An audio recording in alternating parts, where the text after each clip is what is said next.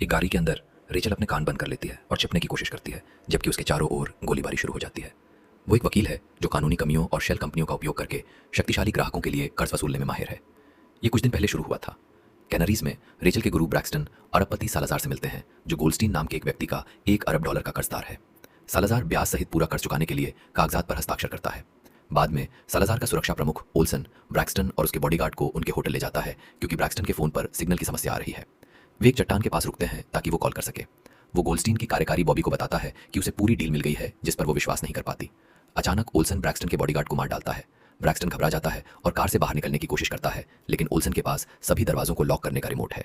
कुछ मिनटों तक उसके साथ खेलने के बाद ओल्सन दरवाजा खोलता है और ब्रैक्सटन भाग जाता है, लेकिन उसे भी गोली मार दी जाती है। फिर ओल्सन कागजात वापस ले लेता है और सालाजार को फोन करके घोषणा करता है कि कॉन्ट्रैक्ट रद्द हो गया है। बाद में न्यूयॉर्क में रेचल बिना अनुमति के बॉबी के ऑफिस में घुस जाती है। रेचल इस बात से नाराज है कि बॉबी ने ब्रैक्सटन की सुरक्षा के लिए पर्याप्त सावधानी नहीं बरती और वो सालाजार के केस को खुद संभालने की पेशकश करती है। बॉबी को रेचल पसंद नहीं है और वो सोचती है कि उसकी सर्विस बहुत महंगी है, लेकिन उसके पास अब विकल्प खत्म हो रहे हैं। अंत में बॉबी रेचल को 10% और साथ ही $10 मिलियन एडवांस देने के लिए सहमत हो जाती है। शाम को रेचल केस का अध्ययन करती है।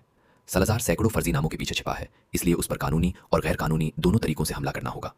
उसके कर्मचारी कानूनी मुद्दों को संभाल रहे हैं और गैर कानूनी कामों के लिए उसके पास 2 स्पेशल ऑपरेटर्स हैं।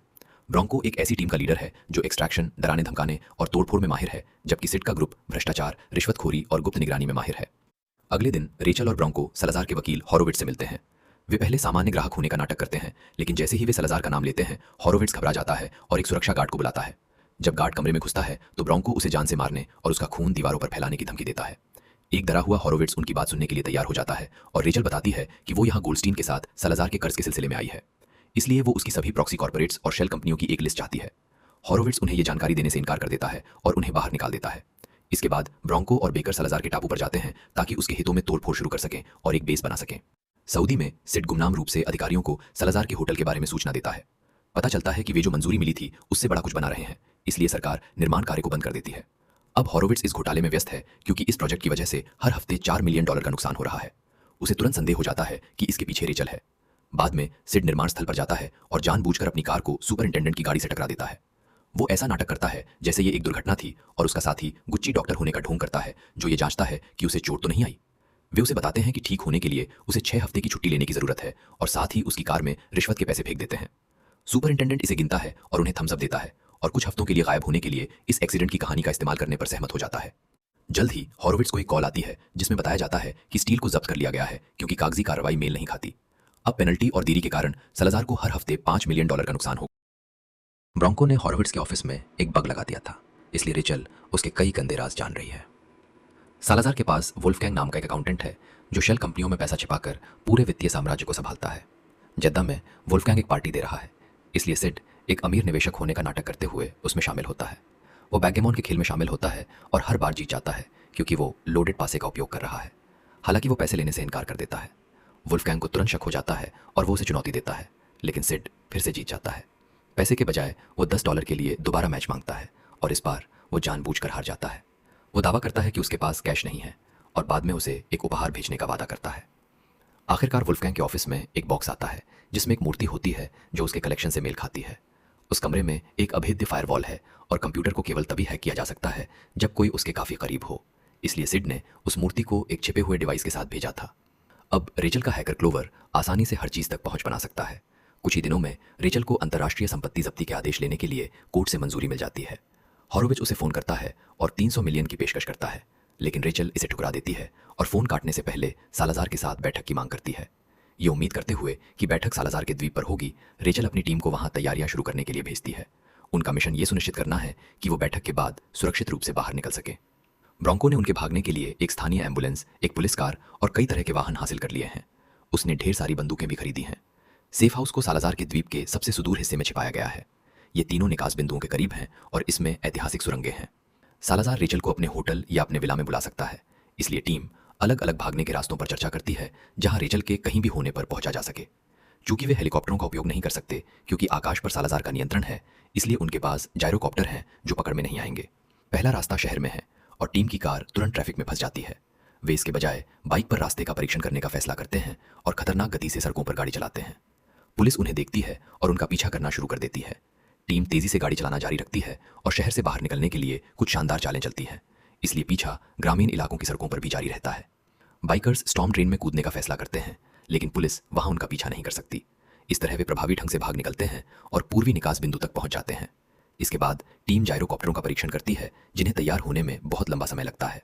सिड और ब्रोंको अपने आदमियों को तब तक अभ्यास जारी रखने का आदेश देते हैं जब तक कि वे उन्हें सिर्फ 3 मिनट में तैयार न कर लें। आखिरी रास्ता पश्चिम में है, जहां एक सुरंग उन्हें विला से बाहर ले जा सकती है।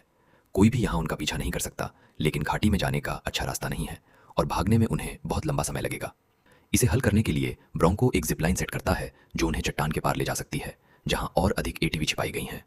अगले कुछ दिनों तक टीम अपने समय को परफेक्ट बनाने के लिए हर रास्ते से बार बार गुजरने का अभ्यास करती है, ताकि ये सुनिश्चित हो सके कि वहां ऐसी कोई रुकावट न हो जो उन्होंने न देखी हो। वे अलग अलग संदर्भों में अपने हथियारों का उपयोग करने का भी अभ्यास करते हैं, जैसे बाइक चलाते समय या चलते हुए टारगेट पर। आपातकालीन स्थिति के लिए वे सड़कों पर विभिन्न स्थानों पर बारूदी सुरंगें गाड़ देते हैं और एक जाल बनाते हैं जिसे वे बनाना पाई नाम देते हैं। ये जमीन पर एक छिपा हुआ दरवाजा है जो उनका पीछा करने वाले किसी भी वाहन को निकल सकता है। होटल में सिड और ब्रोंको पर्यटकों की तरह काम करते हैं और ब्रोंको दिल का दौरा पड़ने का नाटक करता है। जब मैनेजर उसे देखने आती है तो वो उसकी मास्टर चाबी चुरा लेता है। फिर सिड स्पष्ट करता है कि ब्रोंको का ब्लड शुगर सिर्फ कम हुआ है और उसे बस कैंडी की जरूरत है। गुच्ची द्वारा कैमरे काटने के बाद सिड और ब्रोंको चाबी जेट को अंतर्राष्ट्रीय कानून के तहत और नाव को समुद्री कानून के तहत जब्त कर लिया जाता है। सालाजर होरोविट्स को डांटने के लिए फोन करता है और घोषणा करता है कि उसका कोर्ट का काम खत्म हो गया है। वह अब रेचल से व्यक्तिगत रूप से मिलना चाहता है। जब रेचल आखिरकार द्वीप पर पहुंचती है तो सिड उसे एक कार में पिक करता है और उसे एक घड़ी देता है। यदि वह बटन दबाती है तो ये एक सिग्नल भेजेगा ताकि टीम उसे ढूंढ सके। रेचल ब्रोंको और सिड के बारे में सोचती है और सोचती है कि वे उसके प्रति वफादार क्यों हैं। 100 जॉब पहले उसने उन्हें चियांग माई की एक जेल से छुड़ाया था। अब सिड नोटिस करता है कि उनका पीछा किया जा रहा है, लेकिन परेशानी से बचने के लिए वह इसे नजरअंदाज कर देता है। इस बीच सालाजर होटल पहुंचता है और आगे की योजना पर चर्चा करता है। गुच्ची बक्स पर सब कुछ सुनता है, हालांकि ट्रांसमिशन फेल होना शुरू हो जाता है। जल्द ही रेचल भी होटल आती है और मीटिंग के दौरान ब्रोंको और सिड को अपने बॉडीगार्ड के रूप में रखती है। सालाजर 350 मिलियन की पेशकश करता है, लेकिन वह मना कर देती है, इसलिए वह इसे बढ़ाकर 400 मिलियन कर देता है। रेचल को पूरी रकम के अलावा किसी भी चीज में दिलचस्पी नहीं है, इसलिए सालाजर उसे जाने के लिए कह देता है। कार में रेचल क्लोवर को फोन करती है और उससे और अधिक दबाव बनाने के लिए कहती है। वह निराश महसूस कर रही है, इसलिए वह लड़कों से एक कैफे पर रुकने के लिए कहती है ताकि वह एक बियर पी सके। कुछ ही सेकंड में गुच्ची ड्रोन पर देखता है कि कई लोग गाड़ियों में कैफे की तरफ आ रहे हैं। 2 आदमी अंदर आते हैं और पीछे बैठ जाते हैं, जबकि टीम उन्हें होटल से पहचान लेती है। जल्द ही 2 और लड़के बार के पास आते हैं और 2 अन्य बाहर बैठ जाते हैं। ब्रोंको वेटर से एक बर्तन साफ करने वाला कपड़ा लेता है और अपनी गोद को ढकता है ताकि वह अपनी बंदूक तैयार कर सके। सिड अपनी जैकेट के नीचे एक और बंदूक छिपाता है और पिछले दरवाजे से इमारत में घुसता है। जैसे ही एक कार में और आदमी आते हैं, ब्रोंको दूसरी टेबल पर बैठे लड़कों की तरफ देखता है। वेटर इसे नोटिस करता है और भाग जाता है, इससे पहले कि ब्रोंको तेजी से दोनों आदमियों को गोली मार देता है। किचन में सिड एक और आदमी को मार डालता है और बेकर बार वाले आदमी को संभाल लेता है। गुच्ची पुष्टि करता है कि पिछला दरवाजा साफ है, इसलिए ब्रोंको रेचल को बाहर ले जाता है, जबकि बाकी टीम कार से आए गुंडों को गोली मार देती है। कुछ ही मिनटों में सामने के सभी दुश्मन मारे जाते हैं। अचानक एक स्कूटर पर 2 और आदमी दिखाई देते हैं, लेकिन गुच्ची ब्रोंको को अलर्ट करता है, जो उन्हें भी जल्दी से मार डालता है। टीम अलग अलग वाहनों में बढ़ जाती है और बिना एक भी खरोंच के निकल जाती है। कुछ ही क्षणों बाद ओल्सन सालाजर को सूचित करता है कि उनकी योजना विफल रही। जब होरोविट्स सुनता है कि सालाजर ने रेचल को मारने की कोशिश की तो वह गुस्सा हो जाता है और कहता है कि वह उसके जाल में फंस गया। अब वह एक आपातकालीन निषेधाज्ञा मांग सकती है, जिसका अर्थ है कि सालाजर के सभी गंदे व्यवसाय कानूनी जांच के दायरे में आ जाएंगे। सालाजर तुरंत वोल्फगैंग को फोन करता है और कुछ सेकंड बाद क्लोवर रेचल को सूचित करता है कि सालाजर की संपत्तियों को हटाया जा रहा है, क्योंकि वह घबराया हुआ है। रेचल क्लोवर से संपत्तियों को छिपे हुए व्यवसायों से जोड़ने, उन्हें सालाजर के नाम पर अटैच करने और उन्हें बंद करने के लिए कहती है। जब रेचल सालाजर के आत्मसमर्पण करने का सेफ हाउस में इंतजार करती है तो उसकी कानूनी टीम को सालाजर के अंतर्राष्ट्रीय जब्ती आदेश प्राप्त करने के लिए अदालत की मंजूरी मिल जाती है।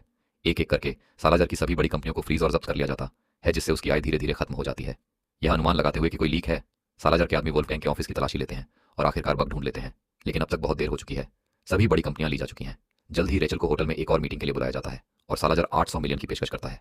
हालांकि रेचल को पूरा 1 अरब चाहिए और वह उन सभी निवेशकों को जानकारी भेजने की धमकी देती है जिन्हें उसने अतीत में धोखा दिया है, जो सिर्फ 1 के बजाय 5 अरब डॉलर मांगेंगे। सालाजर के पास सहमत होने के अलावा कोई विकल्प नहीं है और वह होरोविट्स को उसे भुगतान करने के लिए कहता है। वह उसे मौके पर ही नौकरी से भी निकाल देता है। होटल से बाहर निकलते समय रेचल बॉबी को बड़ी खबर देने के लिए फोन करती है। 3 महीने बाद रेचल एक रेगिस्तानी कंपाउंड में बॉबी से संपर्क करने की कोशिश कर रही है, क्योंकि उसने अभी तक उसे भुगतान नहीं किया है, लेकिन बॉबी जवाब नहीं देगी। उसी पल रेचल एक कार को आते हुए देखती है, इसलिए वह अपने गार्ड को बुलाती है। चूंकि वह नहीं आता है और उसके सहायक ने भी उसे नहीं देखा है, रेचल उसकी तलाश में जाती है और उसे रेत पर मृत पाती है। डरी हुई वह वापस तंबू की तरफ भागती है, जहां उसे अपनी सहायक भी मृत मिलती है। कार रुकती है और ड्राइवर ओल्सन निकलता है। रेचल ले जाए जाने से पहले अपनी घड़ी का बटन दबा देती है। शाम को ब्रोंको और सिड बॉबी के ऑफिस में घुस जाते हैं। वे उसे बताते हैं कि सालाजर के पास रेचल है, लेकिन बॉबी कहती है कि विदेश मंत्रालय और स्पेनिश पुलिस पहले से ही इसे संभाल रहे हैं। पुरुष उसे कुछ न करने के लिए खरी खोटी सुनाते हैं और बताते हैं कि उसे अपना कर्ज चुकाना होगा। इस बीच सालाजर जेल में रेचल से मिलता है उसे अपनी संपत्ति वापस नहीं मिली है और वह गोल्डस्टीन से नाराज है, इसलिए उसने ब्लैकमेल करने के लिए किसी ऐसी चीज का अपहरण कर लिया है जिसे वे महत्व देते हैं। हालांकि रेचल बताती है कि उसे भी भुगतान नहीं किया गया है और गोल्डस्टीन को उसकी कोई परवाह नहीं है, इसलिए उसकी कोई वैल्यू नहीं है। सालाज़र उससे कहता है कि उसे गोल्डस्टीन को सौदे के अपने हिस्से को पूरा करने के लिए मजबूर करना होगा, वरना वह उसे मार डालेगा। आखिरकार टीम द्वीप पर पहुंचती है और पुष्टि करती है कि उनके सभी जाल और वाहन अभी भी अपनी जगह पर हैं, इसलिए वे रेचल को बचाने के लिए उनका उपयोग कर सकते हैं। टीम आपस में बढ़ जाती है, जबकि ब्रोंको और सिड पुलिस कार को स्टेशन ले जाते हैं। अधिकारियों के रूप में कपड़े पहने होने के कारण उन्हें इमारत में प्रवेश करने और बंदूक रखने वाली जगह में घुसने में कोई समस्या नहीं होती है। वे जल्दी से एक पुलिस वाले को घेर लेते हैं और उसे हथकड़ी लगा देते हैं और फिर कुछ बंदूकें चुरा लेते हैं। फिर वे सेल एरिया में जाते हैं और वहां मौजूद कुछ पुलिस वालों को पीटते हैं या उनके हथियार छीन लेते हैं। उन पुलिस वालों को बंद करने के बाद वे चाबियां रेचल को सौंप देते हैं ताकि वह अपनी सेल से बाहर निकल सके। जब वह छिपी रहती है, ब्रोंको और सिड मुख्य कार्यालय में जाते हैं और केवल उन्हें धमकी देकर सभी अधिकारियों को आत्मसमर्पण करने के लिए मजबूर कर देते हैं। वे उनके हथियार भी छीन लेते हैं।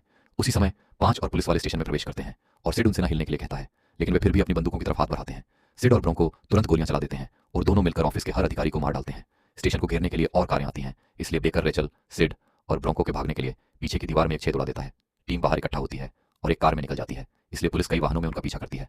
ग्रामीण इलाकों में पीछा शुरू होता है क्योंकि टीम उसी रास्ते पर जाती है जिसका उन्होंने दर्जनों बार अभ्यास किया था। जब पुलिस वाले गोलियां चलाते हैं तो उनकी कार जल्द ही गंभीर रूप से क्षतिग्रस्त हो जाती है, इसलिए सिड उन्हें रोकने के लिए लैंड माइंस को एक्टिवेट कर देता है। धमाकों के कारण पुलिस की गाड़ियां खराब हो जाती हैं और वे आगे नहीं बढ़ पाती, लेकिन वे रेचल के ग्रुप का पीछा जारी रखने के लिए एक ड्रोन भेजते हैं। निकास बिंदु पर जब तक टीम पहुंचती है, जायरोकॉप्टर तैयार होता है। दुर्भाग्य से ड्रोन भी वहां पहुंच जाता है, जो एक बम गिराता है और जायरोकॉप्टरों और अंदर मौजूद एक आदमी के साथ पूरी इमारत को उड़ा देता है। कार में रेचल अपने कान बंद कर लेती है, जबकि लड़के आने वाली कार पर गोलियां चलाते हैं, जिससे बाहर आने वाले अधिकांश लोग मारे जाते हैं। सिड एक गैस टैंक पर गोली मारता है, जिससे एक बड़ा विस्फोट होता है जो बाकी दुश्मनों को मार डालता है और उनके वाहन को नष्ट कर देता है। इसके बाद टीम दूसरे भागने के रास्ते पर जाने के लिए कार और 2 बाइकों के बीच बढ़ जाती है। जैसे ही 3 और दुश्मन गाड़ियां उनके पीछे आती हैं, बाइकर्स उनके पीछे चले जाते हैं और गोलियां चला देते हैं, जिससे एक ट्रक क्रैश हो जाता है। ब्रोंको पेड़ों के बीच छिप जाता है और ठीक समय पर गड्ढा खोल देता है, जिससे दूसरी दुश्मन कार उसमें गिर जाती है। फिर वह बाहर आता है और बाइकर्स की मदद से तीसरे ट्रक के आदमियों को गोली मार देता है ताकि वे अपनी सुरक्षा से भागना जारी रख सकें। सेफ हाउस में टीम अपनी बंदूकों के साथ पोजीशन लेने के लिए दौड़ती है और एक ड्रोन भेजती है। 2 गाड़ियां सड़क पर बिछाई गई कीलों पर फंस जाती हैं और वे आदमी पैदल ही आगे बढ़ते हैं, जबकि 2 और कारें विपरीत सड़क से आती हैं। बेकर माइंस को एक्टिवेट करता है, लेकिन केवल एक कार को नीचे गिराने में कामयाब होता है, इसलिए टीम घर के करीब आने की कोशिश कर रहे अन्य सभी पुरुषों को मारने के लिए अंधाधुंध फायरिंग शुरू कर देती है। एक भयंकर गोलीबारी होती है और जल्द ही सेफ हाउस गंभीर रूप से क्षतिग्रस्त हो जाता है। जब उसके साथी लड़ रहे होते हैं, बेकर ढेर सारे विस्फोटक सेट करता है और सुरंग का हैच खोलता है। जैसे ही रास्ता मिलता है, टीम आगे बढ़ने लगती है और एक एक करके वे सुरंग के रास्ते निकल जाते हैं। गुच्ची सबसे पहले बाहर जाता है और भागने के लिए जिपलाइन को प्रभावी ढंग से तैयार करता है। हालांकि विस्फोटकों को एक्टिवेट करने के लिए किसी को पीछे रुकना होगा, इसलिए बेकर की ब्रोंको के साथ थोड़ी बहस होती है और वह उसे अपने बिना जाने के लिए मना लेता है। ब्रोंको और सिड रेचल को सुरंग से नीचे ले जाने के बाद बाइकों पर निकल जाते हैं। सेफ हाउस में बेकर एक गैस ग्रेनेड एक्टिवेट करता है और इधर उधर छिपकर इमारत में प्रवेश करने वाले किसी भी व्यक्ति को गोली मारना जारी रखता है। उसके ईयरपीस पर ब्रोंको उसे सुरंग में आने के लिए कहता रहता है, लेकिन बेकर उसे अनसुना कर देता है। एक बार जब सभी दुश्मन काफी करीब आ जाते हैं तो बेकर विस्फोटकों को एक्टिवेट कर देता है और पूरे घर को उड़ा देता है। कुछ आदमी अभी भी बचने में कामयाब रहते हैं और जिपलाइन से नीचे जा रहे तीनों को ढूंढ लेते हैं। सिड और ब्रोंको कभी भी शूटिंग बंद नहीं करते हैं, इसलिए वे दुश्मनों का ध्यान तब तक भटकाए रखते हैं जब तक कि वे बिना चोट खाए चट्टान को पार नहीं कर लेते। इसके बाद तीनों एक एटीवी पर बैठ जाते हैं और गोदी की ओर भागते हैं, जहां बाकी टीम नाव तैयार कर रही है। अचानक ओल्सन एक हेलीकॉप्टर में दिखाई देता है और एटीवी पर गोलियां चला देता है। ब्रोंको उस पर वापस गोली चलाता है, जबकि सिड जितनी तेजी से हो सके गाड़ी चलाने की कोशिश करता है और दोनों में से कोई भी निशाना नहीं लगा पाता है। फिर ओल्सन एक अधिक शक्तिशाली हथियार पर स्विच करता है और जमीन पर गोली मारता है, जिससे सड़क पर कई छोटे विस्फोट होते हैं जो एटीवी को एक इमारत के अंदर छिपने के लिए मजबूर करते हैं। हालांकि ब्रोंको और सिड के पास एक रॉकेट लॉन्चर भी है, इसलिए जब वे हेलीकॉप्टर को खिड़की पर आते देखते हैं तो वे तुरंत उसे मार गिराते हैं। ये किनारे पर गिरता है और फट जाता है, जिससे ओल्सन की मौत हो जाती है। इसके बाद टीम आखिरकार रेचल को नाव से द्वीप से बाहर ले जाती है। हालांकि सिड और ब्रोंको एक आखिरी मिशन के लिए पीछे रह जाते हैं। कुछ ही क्षणों बाद दोनों पैरामेडिक्स होने का नाटक करते हुए सालाजार के घर में घुसते हैं और एक गार्ड को बेहोश कर देते हैं। जब सालाजार उन्हें ढूंढता है तो ब्रोंको उसे एक सेडेटिव लगा देता है। फिर वे शरीर को एक स्ट्रेचर पर रख देते हैं ताकि उसे मरीज के रूप में दिखाया जा सके और उसे एम्बुलेंस में ले जा सकें। शहर से भागने के लिए सालाजार को प्लास्टिक में लपेटकर एक एटीवी पर रखा जाता है, जिसे टीम स्टॉर्म ड्रेन के रास्ते चलाती है। किनारे के पास एक जहाज उनका इंतजार कर रहा है। कुछ समय बाद मियामी में अधिकारियों को सालाजार के साथ एक शिपिंग कंटेनर मिलता है। उसी समय रेचल बॉबी से मिलने जाती है, जिसे केवल यह पता है कि सालाजार गायब हो गया है। रेचल पुष्टि करती है कि उसे भुगतान कर दिया गया है और यह सिद्धांत देती है कि बॉबी ने सालाजार की संपत्तियों को रोककर उसके साथ धोखा किया है। अब जब पुलिस के पास सालाजार है तो वह शायद उन्हें बताएगा कि गोल्डस्टीन ने उसके आपराधिक साम्राज्य को फंड किया था और गोल्डस्टीन इसका दोष बॉबी पर मढ़ देगा। रेचल के ऑफिस से निकलने के बाद गोल्डस्टीन को एक भयानक फोन कॉल आता है। इस तरह के और वीडियो देखने के लिए सब्सक्राइब करना और नोटिफिकेशन चालू करना ना भूलें। देखने के लिए धन्यवाद।